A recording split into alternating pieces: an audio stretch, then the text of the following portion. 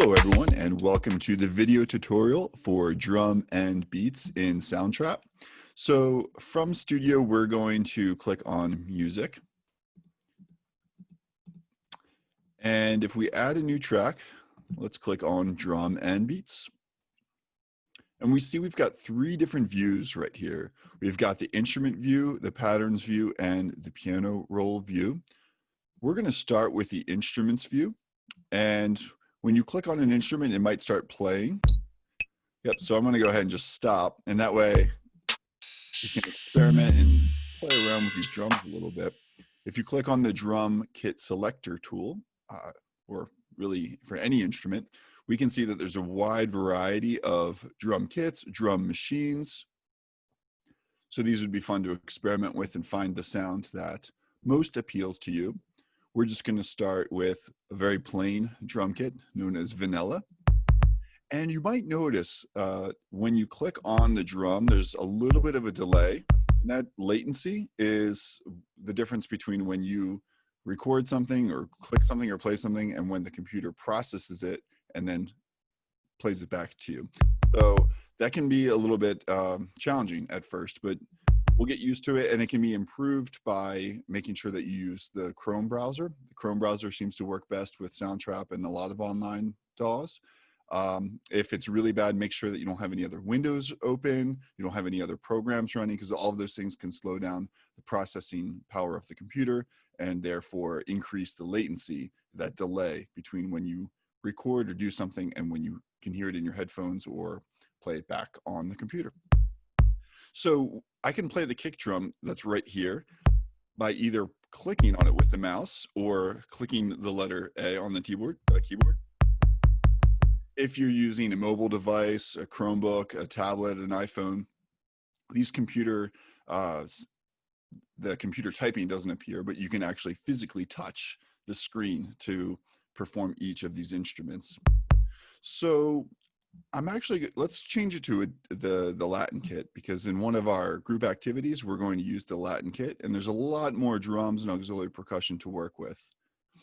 So I'm going to choose the Latin kit, and you'll hear that the kick drum now is a cajon.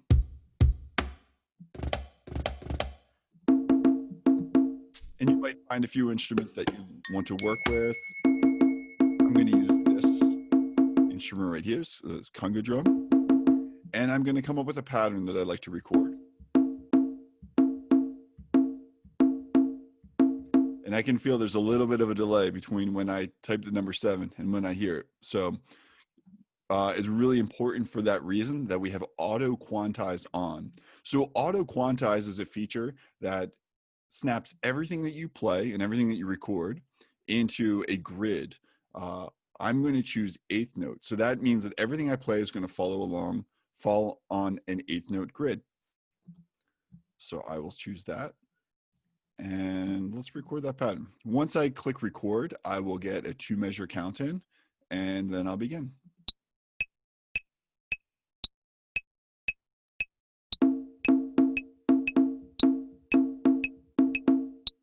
Yeah, and you might have heard that it wasn't perfectly in time. That latency threw me off a bit. But let's hear how it sounds. Yeah, so that auto quantize is a very important tool. It took my recording, which was not in time, and then made it in time. We can also slow down the tempo by clicking on the tempo button down here. So 120 is a little quick. You might want to record something at a slower tempo and then increase the tempo later. That's another way to ensure the accuracy of your recording. And I recorded only a 2-measure pattern here. You can set the cycle for any length of duration you like. So I'm going to move it over to 2 measures here. That means if I hit play, it's just going to repeat those 2 measures over and over and again.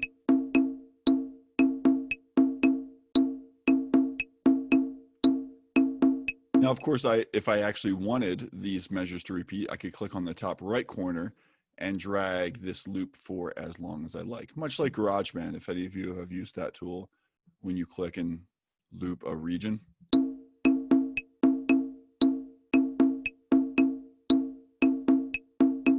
Now, if I were working with a group, I would want to make sure I clicked save and sync my project to the group. And that way, any of my collaborators in the SoundTrap project would be able to see that part that I've added, and they can add parts on top of it.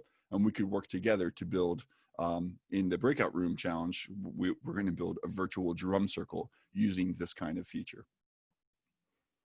Okay. So let's go ahead and take a look at the patterns view.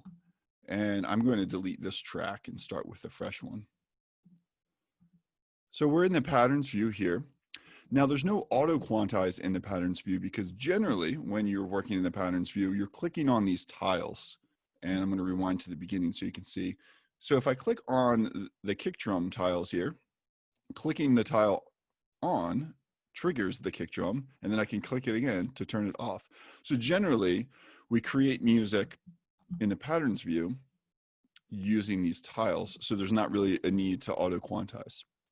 That being said, if I type the letter A, it does play the kick drum on even in patterns view. So those shortcuts still do work.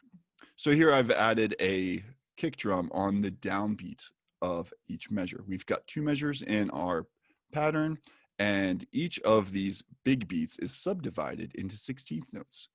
So 8th notes on the hi-hat would look like this.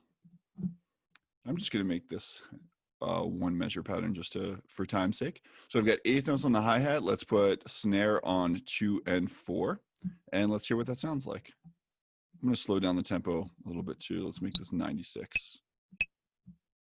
There we go. Now you can add additional instruments. Perhaps we want the hi-hat to be a little splashy on the end of 4. Maybe we want to crash on the beginning of every measure. You could add some toms.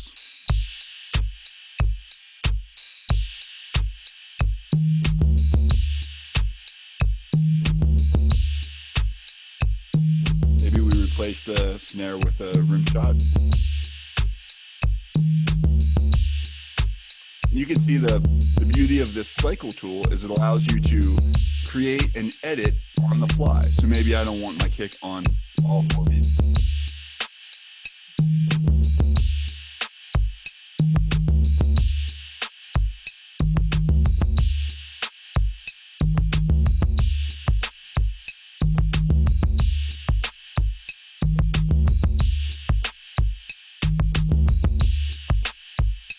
So you can really get into this. So that's creating a drum beat with the patterns view. One thing that we're going to try in our class is recreating a drum beat from a familiar song. You can change, just like you could do in the instrument view, we can change the virtual instrument. So let's see what this sounds like with a slightly different kit. Maybe something processed or a machine. Let's see. See how it sounds with the dubstepper. So now we've changed the drum kit, the virtual instrument, to a machine.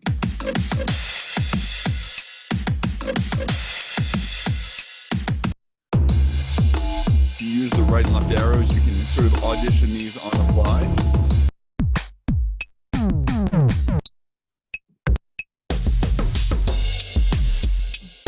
So once you've created a beat that you like, you might experiment with different drum kit and drum machine sounds to find something that really speaks to you.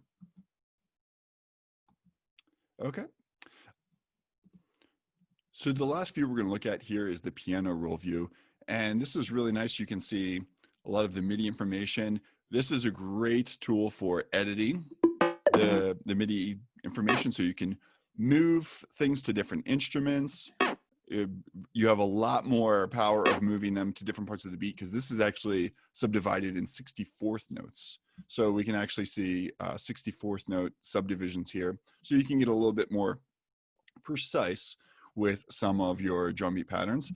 But unless you're working with a MIDI controller, I wouldn't really recommend creating a whole lot with this. It's difficult to see what the instruments are. You might become familiar that C1 is always going to be a kick drum. D is always going to be a snare. F sharp is always going to be a hi-hat. And that's pretty much true in any case. We're in this gorilla drum machine instrument that I'm not even all that familiar with. But if we were to change it to a different instrument, we'd find the same thing. So let's go with our vanilla drum machine here. And same thing. C1 is a kick, D is a snare, F sharp is a hi-hat. So if you learn some of those, it can be really helpful when you're using a MIDI controller in any DAW to be able to refer to at least those three basic drum kit sample triggers. All right. So that is it for drum and beats in Soundtrap, and look forward to exploring this tool with you in class.